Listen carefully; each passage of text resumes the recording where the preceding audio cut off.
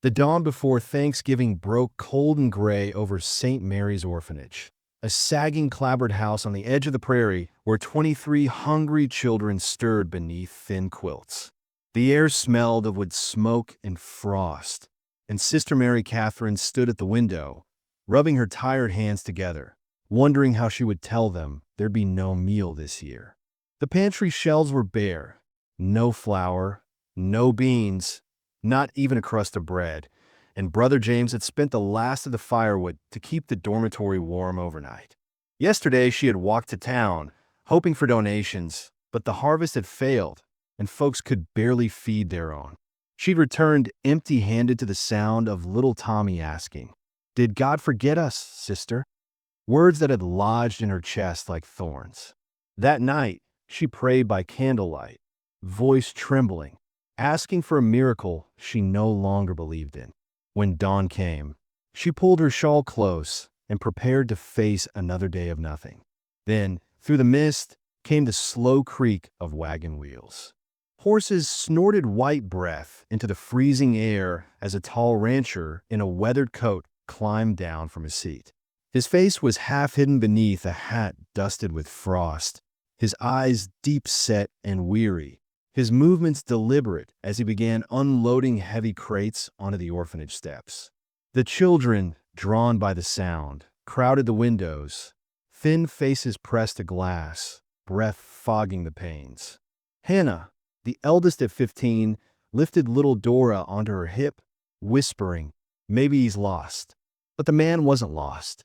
Without a word, he set down sacks of potatoes, baskets of vegetables, and covered dishes that still steamed in the cold air. Sister Mary stepped onto the porch, her heart pounding. "Sir, you must have a wrong place," she said. He shook his head slowly. "No, ma'am," he answered, voice rough from disuse. "I'm paying a debt." She frowned, confused. "To whom?" His jaw tightened. "Someone who can't collect anymore." The words hung in the frosty air like ghosts.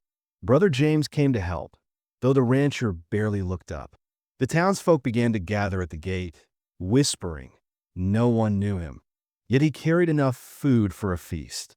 His wagon was old but sturdy, his coat patched, boots worn through. He didn't look like a man who could spare this kind of bounty. Still, he unloaded without pause. Jars of preserves, loaves of bread, even peppermint sticks wrapped in paper. The children's eyes widened, hope flickering where there had been none. Sister Mary tried again. "You don't have to do this. We can't repay you." He stopped for a moment, meeting her gaze. "Not asking you to." Then, quieter, almost to himself, "Just keeping a promise."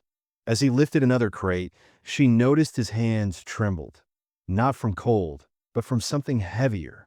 Behind him, the gray sky brightened to silver, casting a soft light over the orphanage yard. The horses stamped restlessly, their harnesses jingling in the silence. When the last crate was down, he stood still for a long moment, staring at the children who peeked from the doorway. There was something in his eyes, grief, maybe, or memory. "What's your name?" Sister Mary asked. "Silas McCrae," he said, tipping his hat. The name meant nothing to her, yet it felt familiar, like a story half remembered. "Mr. McCrae," she said carefully, "why are you doing this?" He hesitated, looking past her toward the hills where the sun was breaking. "Because someone once saved my family," he murmured.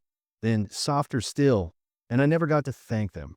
The wind carried his words away, leaving only the creak of the wagon and the distant call of crows. The children began to file out quietly, barefoot, clutching one another, eyes wide at the sight of abundance piled high. Little Tommy stepped forward, tugging at Silas's coat. "Mister, are you an angel?" he asked. Silas knelt, his weathered face softening. "No, son, just a man trying to make things right." He looked like he wanted to say more, but his voice caught, and he turned back to the wagon, wiping at his eyes when he thought no one saw. Sister Mary felt something stir inside her, a warmth she hadn't known in years.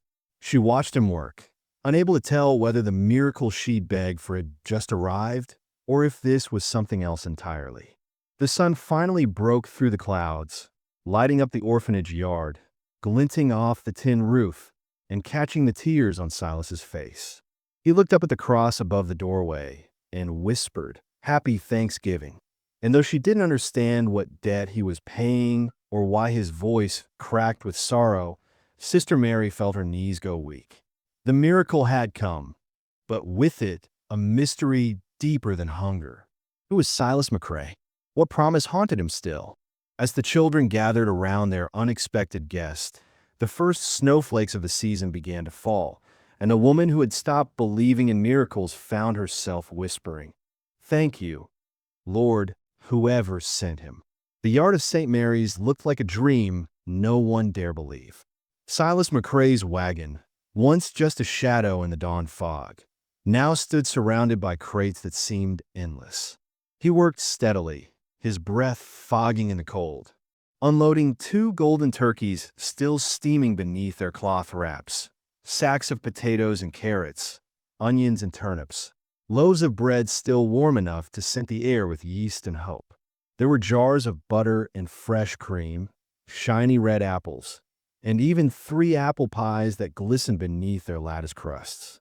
The children, gathered by the doorway, pressed their faces against the frosty panes as if afraid the vision might disappear. Little Tommy whispered, "He's an angel, sister," while Hannah, standing behind him, shook her head, watching the man's somber eyes. "Angels don't look that sad," she murmured. Silas didn't speak much. His movements were slow, deliberate, as though each box carried not just food but memories too heavy to drop. When Sister Mary finally stepped closer, her hands trembling, she said, "This is too much, Mr. McCrae. You don't owe us anything." He didn't meet her eyes. "I'm not giving it to you," he said quietly. "I'm giving it to them." His voice cracked on the last word, and she realized he meant the children. "Then why?" she asked. "Because someone once gave me a reason to live," he answered. She studied his face, the sunken cheeks, the weary lines, the clothes mended too many times, and knew he wasn't a man of plenty. Whatever this bounty cost, it wasn't easy. Brother James came out to help, leaning on his cane. "You'll wear yourself out, son," he said kindly. Silas gave a faint smile. "I've been tired a long time." The 2 men worked in silence, stacking crates in the entryway until the wooden floor creaked under the weight. At one point, James stopped, catching a look in Silas's eyes, one he knew too well. "You've lost someone," he said softly. Silas didn't deny it, just nodded and kept working. When the last crate was down, Sister Mary squared her shoulders. "You'll stay and eat with us," she said. "We'll have dinner together." Silas hesitated, staring at the ground. "I shouldn't." "You will," she said firmly. "No one gives this much and walks away hungry." Before he could argue, little Tommy ran forward, tugging his hand. "Please, mister, you gotta eat with us." Silas's face softened, and for the first time, a faint smile touched his lips. "All right, boy," he said quietly. "I'll stay." Inside, the kitchen came alive with warmth. Sister Mary moved with purpose, her hands quick and practiced, while Hannah peeled potatoes beside her, sneaking glances at their strange guest. "You live far?" she asked, trying to make conversation. "About 15 miles west," he said. "Out by the river." "All alone?" He nodded. "For 6 years now." Something in his voice made her pause. "You had a family?" she asked gently. His eyes darkened, his hands stilling on the knife. "I did once," he murmured. For a moment, the room seemed to fade away as he stared at the food before him. In his mind, he saw a table bathed in lamplight, a woman's laughter echoing, a boy's voice calling, "Pass the potatoes, Papa." Then silence. The memory cut off, leaving him staring down at the very same potatoes, his hand shaking. Sister Mary watched him quietly, understanding that this man had not just brought them food. He had brought a story soaked in sorrow. She said nothing, only reached out to steady the bowl in his trembling hands. Outside, snow began to fall in soft, quiet flakes, covering the wagon, the footprints, the past. Inside the orphanage, the smell of roasting and baking filled every corner, blending with something warmer still. The first fragile feeling of Thanksgiving. The long dining room at St. Mary's, usually quiet and plain, felt different that afternoon, as if the walls themselves were holding their breath. The table that ran almost the length of the room was old and scarred, its surface marked by years of elbows and tin plates. But now it stood dressed in its finest, such as it was. Sister Mary Catherine and Hannah laid out every mismatched plate and cup they owned, setting them in neat rows, adding forks that didn't match and a few spoons bent from long use. The children hovered nearby, whispering, eyes shining with a wild kind of disbelief, watching as the roasted turkeys were carried in and set in the center like kings on a throne. Steam rose from the golden skin, rich and fragrant, mixing with the smell of mashed potatoes, carrots glazed in butter, fresh bread, and apple pies cooling on the sideboard. The smallest children bounced on their toes, unable to keep still.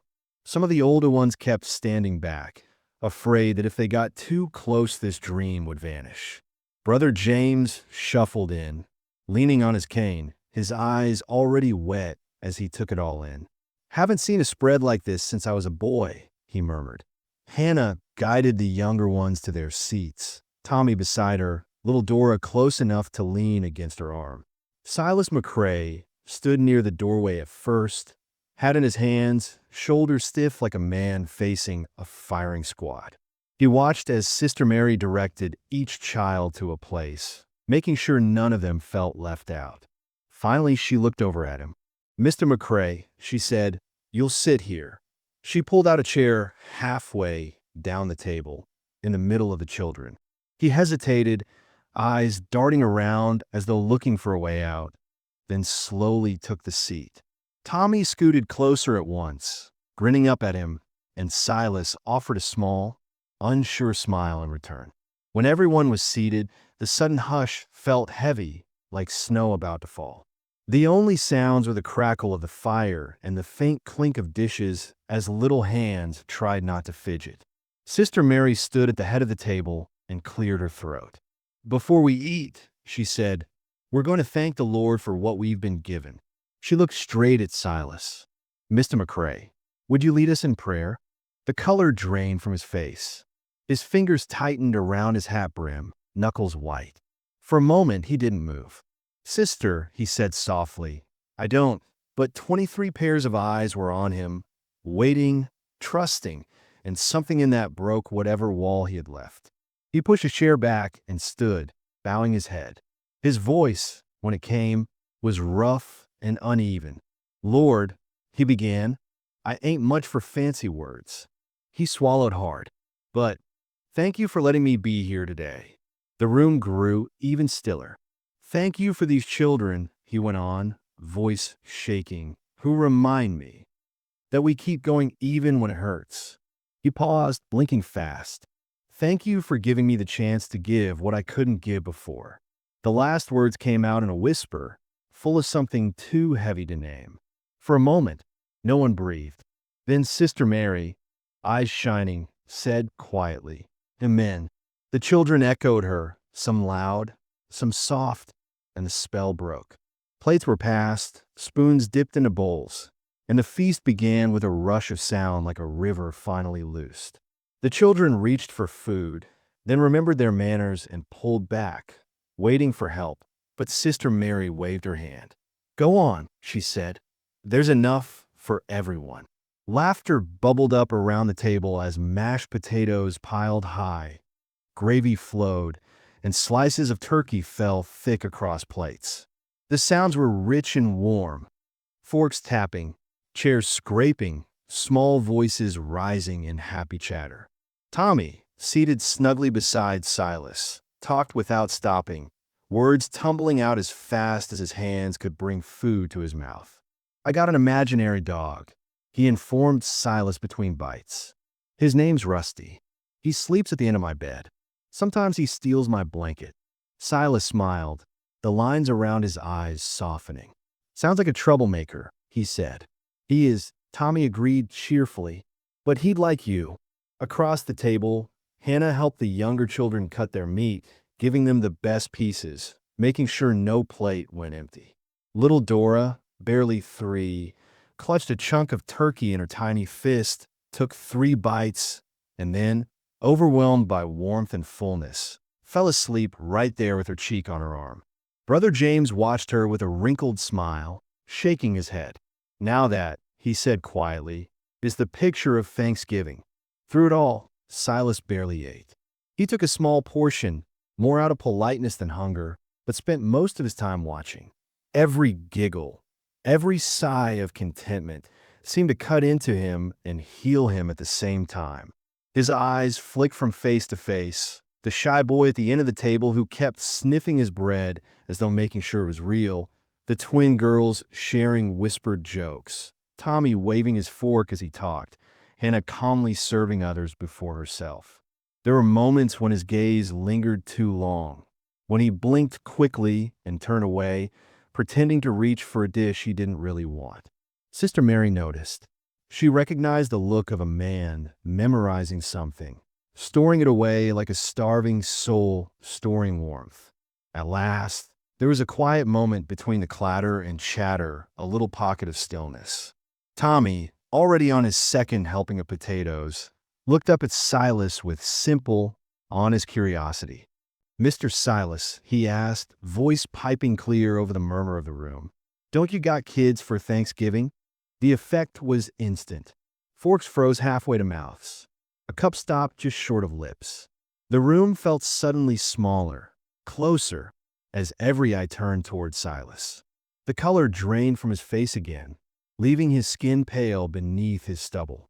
He stared down at his plate, jaw working as if he were chewing gravel. For a long moment, he didn't answer. Hannah's hand tightened around her fork. Sister Mary opened her mouth. "Tommy, that's not." Silas lifted a hand to stop her.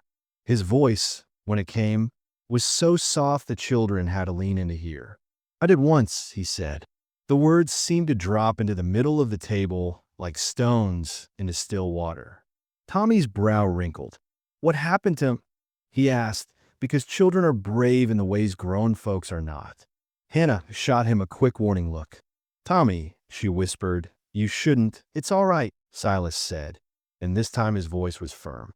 He lifted his head and looked around the table, meeting their eyes one by one. "You deserve to know why I'm here." His gaze drifted to Sister Mary and Brother James, who both watched him with a kind of gentle sorrow, as if they already knew whatever he was about to say would hurt. "After we eat," he went on, setting his fork carefully on the plate, "I'll tell you." A hush settled over them again, but it was different from the one before, full of questions, of quiet fear, of a strange new respect. The children went back to their food, more slowly now, chewing in thought, glancing at Silas from time to time. The laughter didn't disappear, but it softened at the edges, turning into small smiles and shy glances instead of wild giggles. Pies were brought to the table, their spiced scent filling the room. Even then, Silas didn't reach for one. He sat still, hands folded, as if bracing himself against the storm only he could see. It was Tommy who changed that. The boy, face sticky with gravy and crumbs, picked up his fork, speared a piece of pie from his own plate, and held it out. "Here, Mr. Silas," he said. "You gotta taste it. It ain't Thanksgiving if you don't eat pie." For a moment, no one moved. Then Silas chuckled, a low sound that surprised even him. He leaned in and took the bite, nodding. "You're right," he said. "That'd be a sin." The room relaxed a little, as if someone had opened a window. When the last crumbs were gone and the plates were stacked, the children, without being told, began to clear the table, some carrying dishes, others bringing scraps to a pan for the chickens. Soon the dining room was quiet again, save for the soft scrape of chairs and the crackle of the fire. "Come along now," Brother James said, waving them toward the main room. "Let's sit by the fire. Our guest has a story to tell." They moved as a small flock, gathering on the worn rug and rough-hewn benches, the youngest ones sitting cross-legged on the floor, older ones sliding into spots near the hearth. The firelight painted their faces gold and copper, making their eyes look larger, their expressions older than their years. Silas took the chair in the center without protest this time, resting his hands on his knees. Sister Mary sat nearby, back straight, heart heavy and curious all at once. The room settled into silence, the flames snapping softly, shadows dancing on the walls. She met his eyes and gave a small nod. "We're listening, Mr. McCrae," she said gently. He took a breath, long and shaky. The joy of the feast still hung in the air, but now it mixed with something deeper, something that would soon give this Thanksgiving a meaning no one in St. Mary's would ever forget. Silas sat with his hands spread on his knees, the firelight catching the rough skin and old scars, and for a long moment he said nothing at all. The children shifted a little on the floor, but no one spoke. Outside, the wind slid along the walls of the orphanage, and a log in the hearth fell with a soft crackle. Finally, Silas drew a breath that seemed to start somewhere deep in his boots. 6 years ago, he said slowly, "I had a wife named Ellen and a boy named Daniel." His voice softened on the names, like they were glass he was afraid to drop. Daniel was 7 then. "About your age," he added, looking at Tommy. The boy scooted a little closer without meaning to. "We were traveling out west," Silas went on, eyes drifting to the flames. "Headed to a new homestead. I'd saved for years, bought a piece of land by the river. We were going to build a house, start a ranch, have a life of our own. It was the day before Thanksgiving when the trouble came." He paused, brow furrowing as if he could see that day laid out right there on the rug. The sky turned dark in a hurry. Wind picked up, rain came down hard. The road turned to mud. I should have stopped earlier, but I was stubborn. Wanted to reach the next town. We hit a rut just as the wind gusted, and the wagon will snapped clean through. The children gasped softly. The wagon tipped, Silas said, voice roughening. Horses reared. We went over into the ditch. When I came to my senses, Ellen was pinned under the side rail, and Daniel was crying, trying to pull at her apron. Her leg was twisted bad, and there was blood on the ground. We were miles from anywhere, with the cold coming in and no way to move her without making it worse. He rubbed a hand over his face, fingers lingering near his eyes. I tried to fix the wheel. My hands were numb, the tools kept slipping in the mud. Every time I looked back, Ellen's face was whiter, and Daniel's crying got softer. Night was coming fast, and the rain was turning to snow. I remember thinking, this is it. This is where I lose them. The fire popped, making little Dora flinch. Hannah put an arm around her shoulders and kept listening, her eyes never leaving Silas's face. Then, out of nowhere, he said, "I heard wheels. Thought maybe I was hearing things." But they got louder, and through the snow came this old covered wagon. A man was driving it. A preacher, I found out later. Plain clothes, worn hat. Eyes like he'd seen half the world and still cared about every inch of it. He didn't stop to ask what happened, didn't worry about the mud or the cold or what it would cost him. He just climbed down and went straight to Ellen, checked her leg, talked gentle to Daniel, and got to work. Silas's voice softened with a kind of wonder. He gave us blankets, hot soup from his own pot, wrapped Ellen's leg as best he could. Then he hitched our team to his wagon and somehow got us all up on the road again. Drove us 20 miles through that storm to the nearest town with a doctor. Stayed there 3 days while Ellen recovered enough to travel, sleeping in a chair by the fire.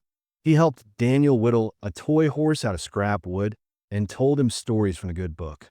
When I tried to pay him, I pulled out the little money we had left and told him to take it all.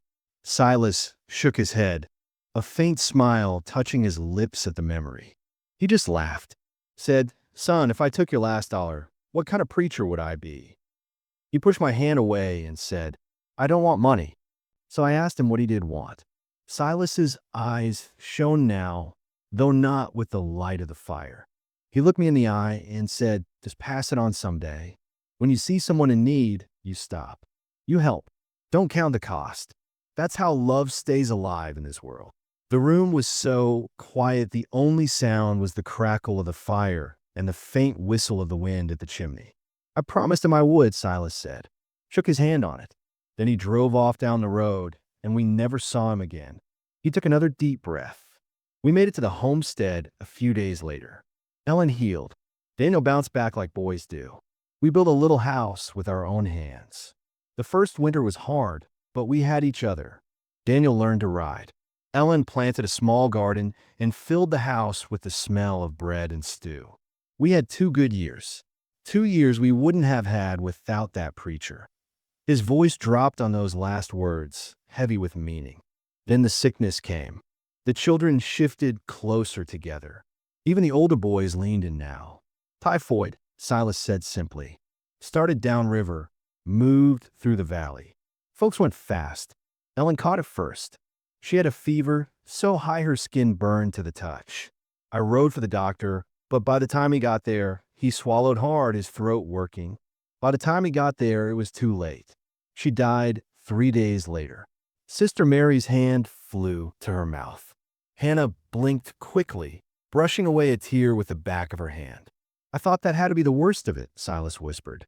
But the next morning, Daniel woke up with a fever too. I knew, right then, before the doctor said a word. He got weaker each day. One night, he looked at me with those big eyes and asked, "Is Mama waiting for me, Papa?" I couldn't answer. I wanted to lie and tell him no, that he was staying with me, that I'd never let him go. But I couldn't. I just held his hand and told him I loved him more than anything in this world. His voice broke, and for a heartbeat he couldn't speak at all. The children sat frozen, hardly daring to breathe. He died 3 days after his mother, Silas finally managed. On Thanksgiving Day, he stared into the fire as if he could still see the shape of 2 small graves in the cold earth. I buried them both under the cottonwood trees behind the house. The ground was half frozen, and my hands bled from the work. When it was done, I sat between those 2 mounds and asked God why he'd spared us on that road, just to take them later. I didn't get an answer. Silence wrapped around them like a heavy blanket. Even the younger children understood enough to sit still, eyes wide and wet. After that, Silas went on, his voice low and flat. I stopped caring about much of anything. I went through the motions, fed the cattle, fixed the fences when they broke. But inside I was hollow. The ranch started to fall apart. I stopped going into town, stopped talking to anyone unless I had to. Most days, I didn't see the point of waking up. He looked up at them then, his gaze raw and unguarded. The only thing that kept me hanging on were those words from that preacher. Pass it on. I'd promised him. And even when I didn't want to live for myself, that promise tied me to this world. He drew in a shaky breath. So every Thanksgiving after they died, I tried. The first year, I rode along the road and helped a family whose wagon had thrown a wheel, just like ours had. The next year, I brought food to an old couple who'd lost their son. I gave what I could, firewood, a sack of flour, a hot meal to someone alone. But it never felt like enough. It never felt like I'd paid back what I owed. He let his eyes rest on the children, one by one. This year, I heard in town that St. Mary's had no food for Thanksgiving, that there were children here who'd go hungry. Something in me woke up. I thought of Daniel and how his face lit up when Ellen put a turkey on the table. I thought of that preacher driving through the storm to pull us out of the ditch. I realized this was it. This was the chance he was talking about. His voice thickened again, words slow and careful. You see, the debt I'm paying, it isn't money. It isn't about the food I brought. The real debt is those 2 extra years I had with my family because a stranger stopped in a storm. 2 more winters, 2 more springs, 2 more Thanksgivings with my boy and my wife.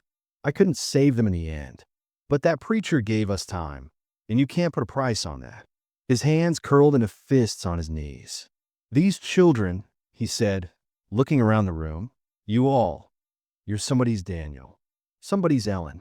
Maybe they're gone, maybe they couldn't stay, but you're here. And if I can give you even one memory of a Thanksgiving where you were full and warm and loved. His voice finally failed him. He turned his head away, but not fast enough to hide the tears that spilled down his cheeks. Tommy scrambled up from the floor and climbed straight into his lap, small arms wrapping around his chest. Hannah rose without thinking and put a hand on his shoulder, her own eyes streaming. One by one, the other children moved closer, forming a circle around him, tiny hands on his arms, knees, and legs, as if they could hold him together by sheer will. Sister Mary, wiping at her face, stepped forward and laid a gentle hand on his head, whispering, "Thank you, Silas." Brother James reached out and gripped his other shoulder, steady as an old oak. For the first time in 6 years, Silas did not push anyone away.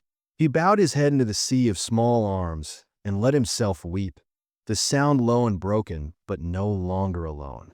In that warm, crowded room, with the fire burning and the snow drifting down outside, his grief finally had somewhere to go, and the debt he'd carried like a stone in his chest began, at last, to turn into something else. For a long while after Silas's story, the room was filled with nothing but the sound of his quiet sobs and the crackle of the fire, as if the building itself were listening and grieving with him. At last, when his shoulders had stopped shaking quite so hard, Sister Mary moved first, stepping back just enough to fetch a cup of water from the table nearby. She pressed it into his trembling hands, her own still damp with tears. "Drink," she said gently.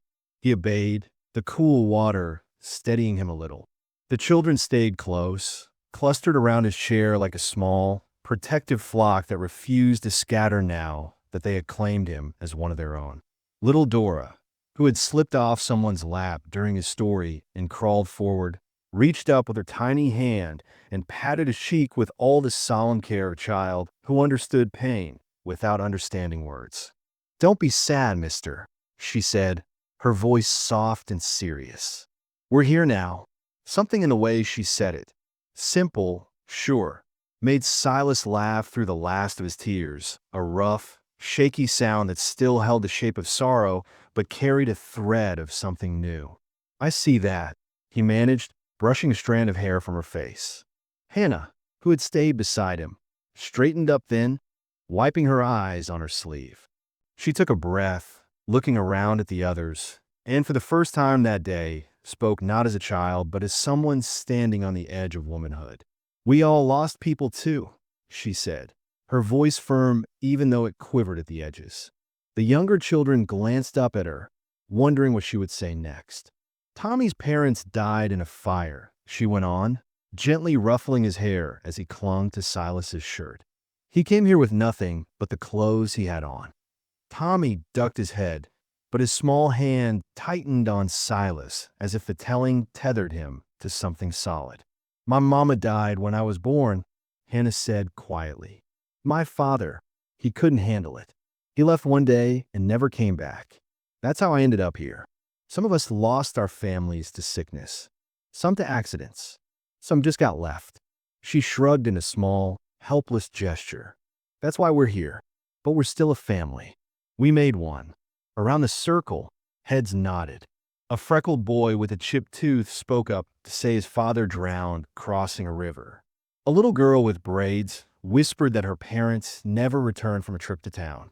An older boy, who rarely spoke, said only, "My pa drank," and that was enough.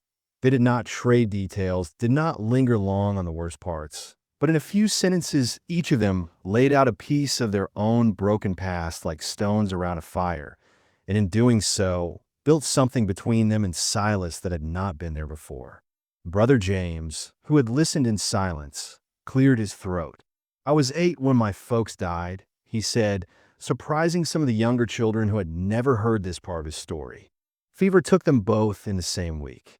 I wandered for a while, hungry and mean, half wild with grief. Thought the world had no use for me." He smiled, lines deepening around his eyes. "But there was a widow in town. Every Sunday after church, she'd press a plate of food into my hands and tell me to sit on her steps and eat. She never asked for anything back, never tried to take the place of my mother. Just fed me and told me I mattered." His gaze went to Silas.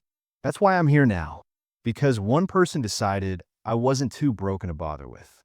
We're all just passing it on, son." The words settled over the room like a blanket soft and sure. For a few moments, no one moved. Then Hannah, eyes bright with a new idea, turned to the older children sitting near her. "We should do this too," she said. "Not just today, not just this once." They blinked at her. "Do what?" one of the twins asked. "What Mr. Silas did," she answered. "What Brother James's widow did. We got a family here now, whether we planned on it or not. Next Thanksgiving, we should make a meal for someone else. Another orphanage or a family that's hungry. We know what it feels like to go to bed with nothing. We know how it feels when someone shows up." Her voice softened. "We can pass it on too." A murmur of agreement rose up. Even the younger ones, not fully understanding, nodded eagerly because they trusted her, because they liked the idea of giving instead of only receiving. Silas stared at her, astonished. "You do that?" he asked. Hannah met his gaze squarely. "You showed us how," she said. "Seems wrong not to keep it going." Something inside him seemed to loosen at that, like a knot pulled just enough to breathe again. The heaviness in the air began to lift, replaced now by a quieter, gentler warmth. "Well," Brother James said, sniffling and pretending it was the smoke, "if we're settling the matter of next year already, we might as well sing for this one." Someone chuckled, and a few of the children clapped. Before long, they were fetching the old hymn book and a battered harmonica Hannah kept tucked away in a drawer. One of the younger boys poked the coals and added a log, and the fire leaped up, throwing sparks that chased shadows back into the corners. They started with hymns, simple songs about grace and mercy, voices thin but earnest, some on key, some wandering a bit, but all full of feeling. Even the little ones tried to follow along, humming where they didn't know the words. After a while, Silas cleared his throat and spoke up. "My pa used to sing a song on the trail," he said. "He used to sing it when the nights were long." The children turned toward him. He took a breath and began a slow, ranching tune about wide plains, tired horses, and men who kept riding anyway. His voice was rough but strong, and by the second verse, the older children had picked up the chorus. Hannah brought the harmonica to her lips, adding a thin, sweet line of music that slipped between their voices like a silver thread. When she finished, even Sister Mary clapped in surprise. "You never told me you could play," she said. Hannah shrugged, suddenly shy. "Didn't think it mattered." "It does," Silas said quietly. "It matters a great deal." Emboldened, someone teased Sister Mary to sing. She refused twice, cheeks pink, but on the third plea she relented. Her voice, when it rose above the others, was clear and warm and beautiful, like a bell ringing across an empty field. The children stared, delighted, then joined in, turning the small parlor into something that felt, for the first time in a long while, like home.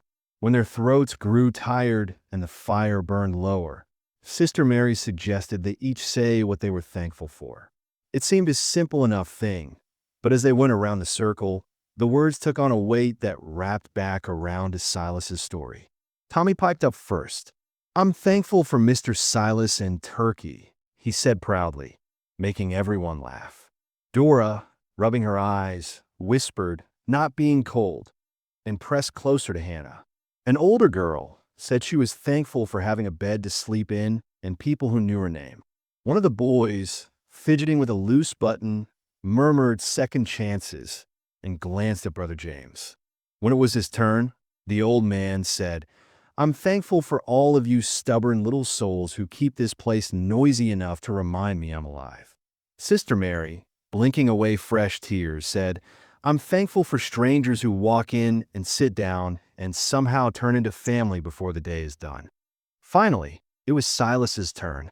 He stared at the fire for a long moment before speaking. "I'm thankful," he said slowly, "for being needed again."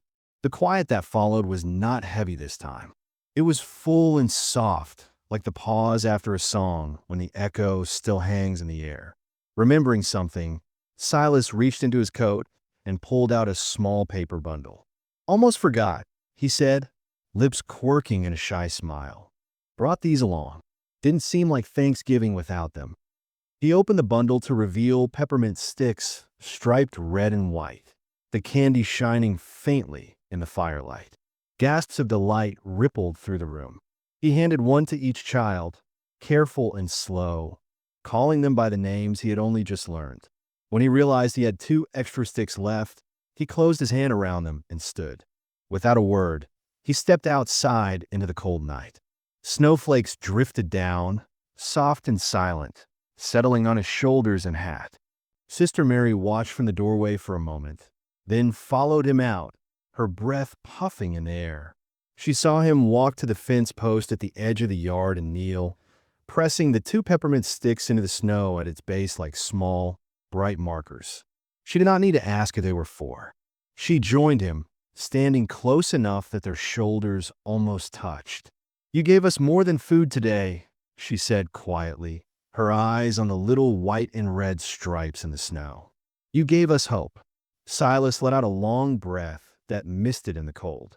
"You gave me a reason to keep living," he answered. For a moment they stood like that, side by side, watching the snow gather around the candies. "Will you come back?"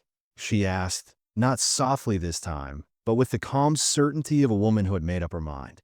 He looked back at the house, at the warm light spilling from the windows, at the shapes of children moving and laughing inside. His voice was low when he answered, "If you'll have me." Sister Mary nodded once.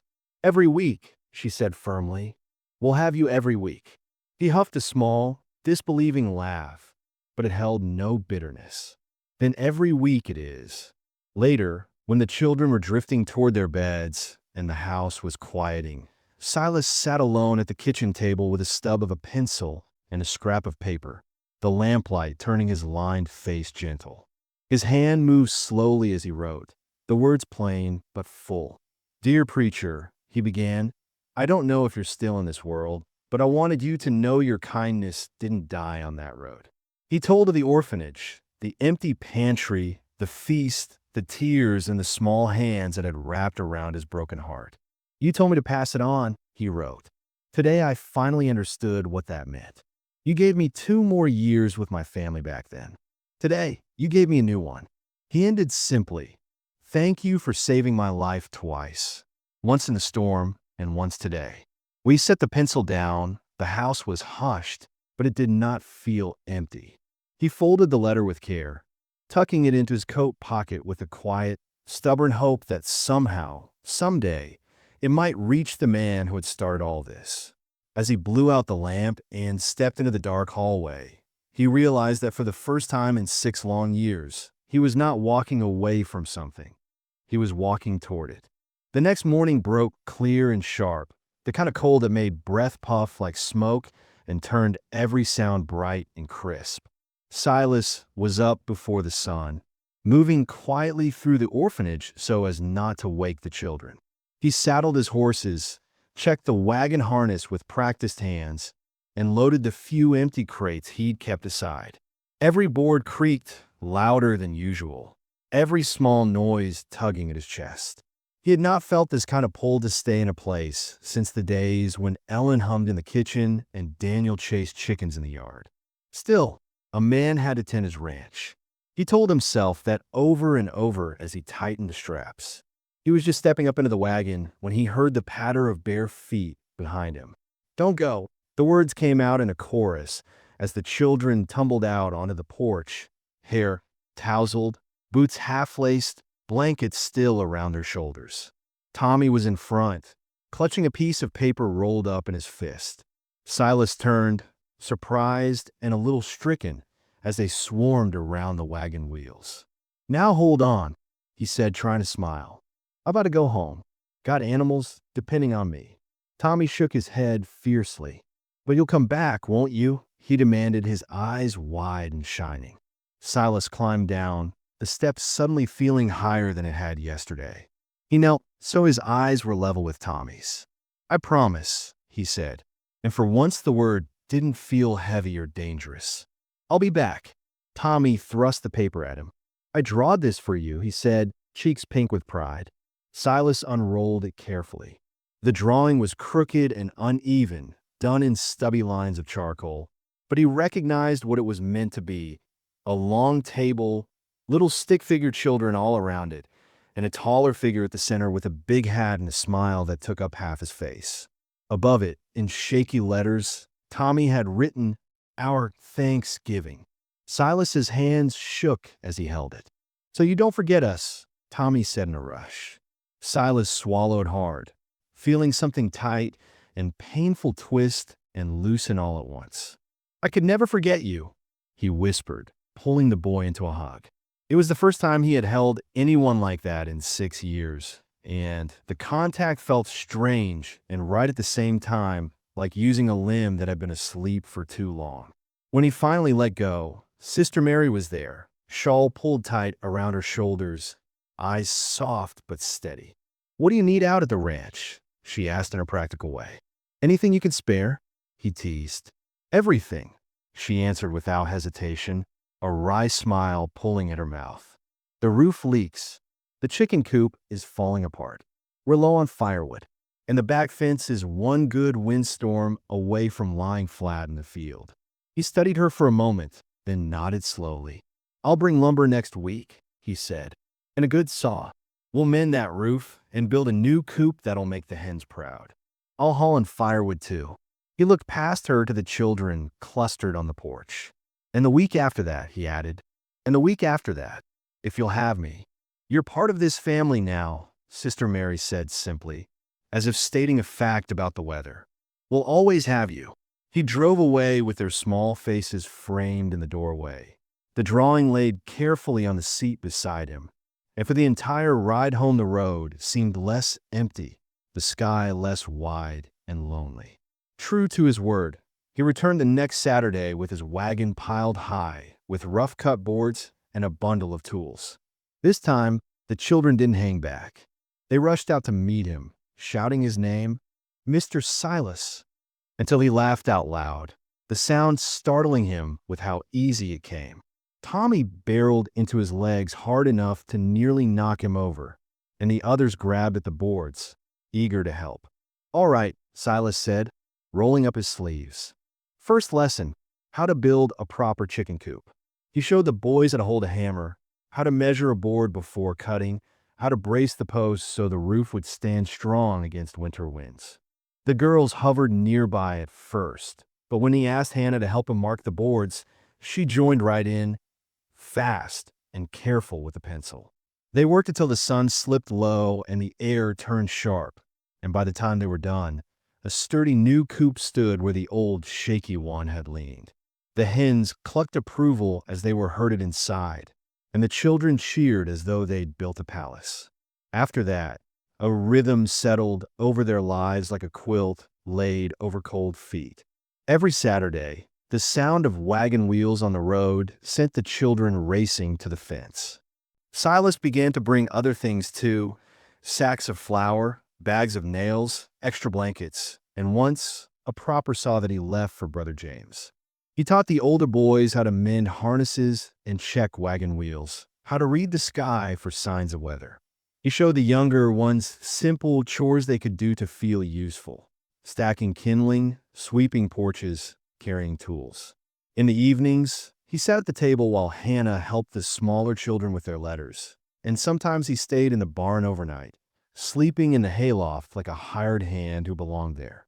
Word of what he was doing spread through town. The blacksmith, hearing about the new coop and mended fences, sent a bundle of horseshoes for the orphanage's future plow horses, even though there were no fields yet. The woman who ran the general store started adding an extra sack of beans or flour to Silas's order by mistake and waving away his protests. Families who had once driven past St. Mary's without looking up now stopped on Sundays to drop off jars of preserves or outgrown clothes. The orphanage, once forgotten at the edge of the prairie, began to feel less like a lonely outpost and more like the heart of something growing. By spring, the changes were plain to see. The roof no longer leaked when it rained. The fence stood straight and steady. A neat patch of garden, laid out under Silas's direction and tended by small hands, sprouted rows of green that promised peas and carrots and beans.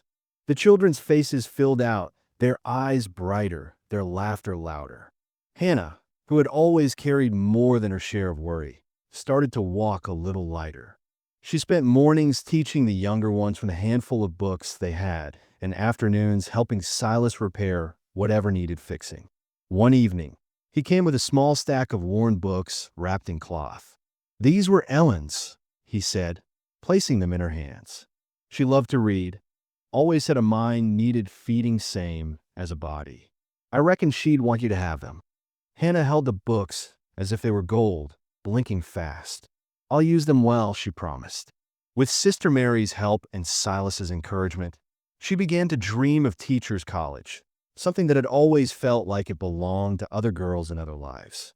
Silas wrote letters, made inquiries in town, and when the time came, he hitched up the wagon and drove her to the station himself, his chest aching with pride and a strange, new kind of fear, the kind a father feels when watching a child step into a bigger world. For Tommy, the change came one bright Saturday when Silas arrived with a squirming bundle in his arms. "Every boy needs a dog," he said, kneeling and setting down a floppy-eared pup with big paws and curious eyes. Tommy's jaw dropped. "For me?" he whispered. "For all of you," Silas corrected, though his eyes were on the boy. "But you're its keeper." Tommy thought for a long moment, then announced, "His name's Daniel." A hush fell for a heartbeat, but when Silas smiled, eyes wet but shining, the tension broke. "That's a good name," he said softly.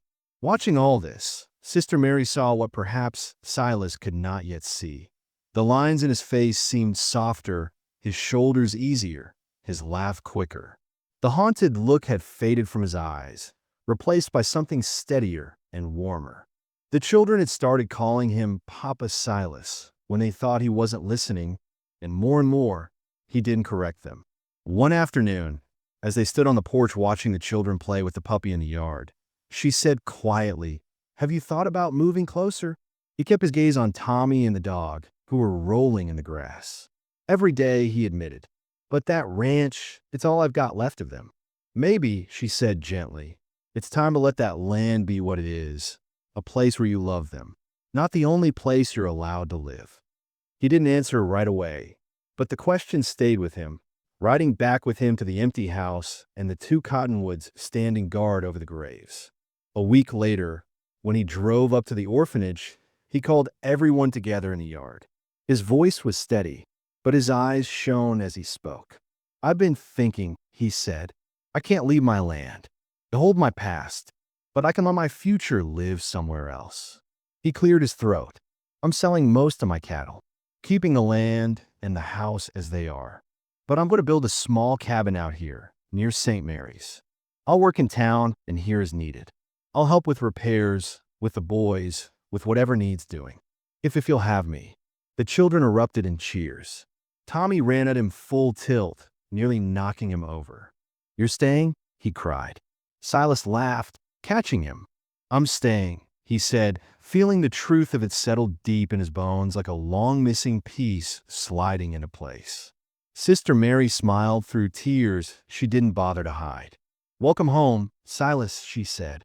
And for the first time since he'd stood over two cold graves on a bitter Thanksgiving long ago, he believed her. 1 year later, the orphanage at St. Mary's stood proud against the soft gray light of another Thanksgiving morning.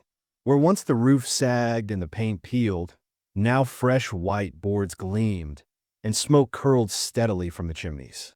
The laughter of 30 children spilled into the frosty air as Sister Mary Catherine directed them in setting up long wooden tables in the main hall, covered in checkered cloths and mismatched dishes. Silas McCrae, now living in a small cabin just beyond the orchard, walked up the path carrying a crate of apples and a broad smile that reached the corners of his eyes. He looked stronger, his shoulders no longer bent by grief but squared with purpose.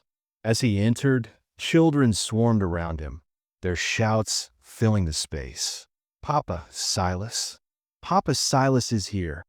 He laughed, setting down his crate, ruffling Tommy's hair, who was now taller, bolder, and beaming with the confidence of a child who had learned he mattered.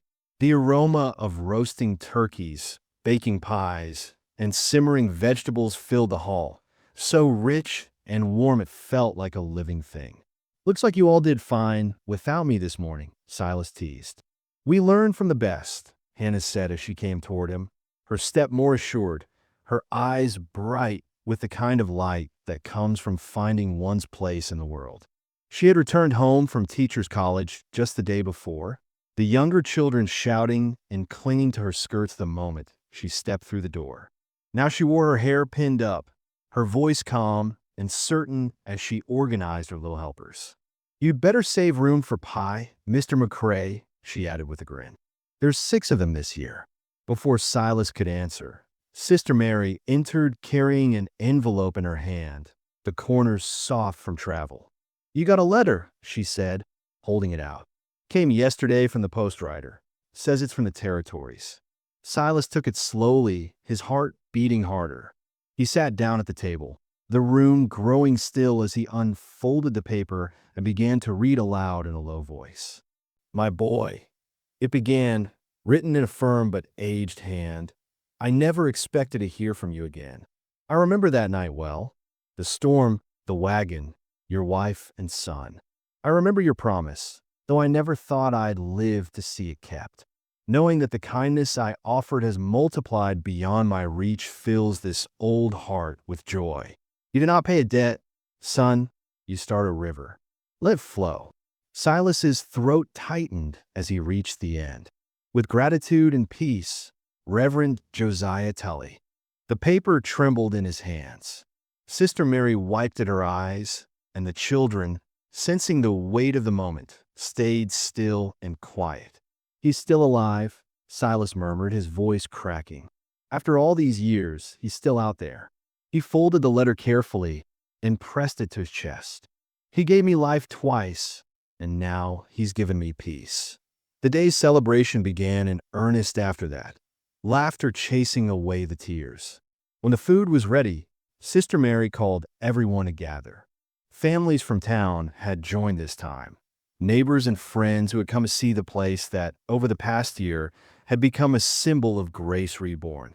The tables stretched end to end, filled with roasted birds, bread, vegetables, and pies, more food than the children had ever seen.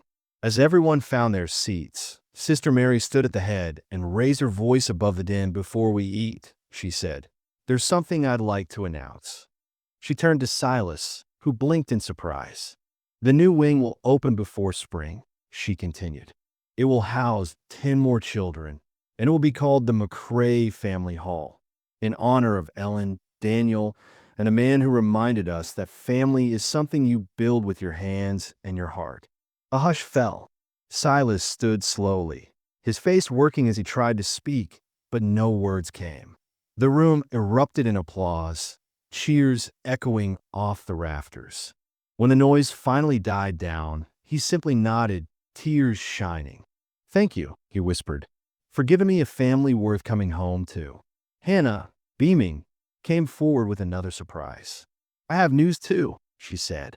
"I graduated top of my class, and starting next month, I'll be teaching right here at St. Mary's." The room broke into laughter and cheers again. "You taught me that I could be more than my past," she said to Silas, "and now I want to teach others the same." He reached out, his hand trembling slightly, and said, "Ellen would be proud. So would Daniel.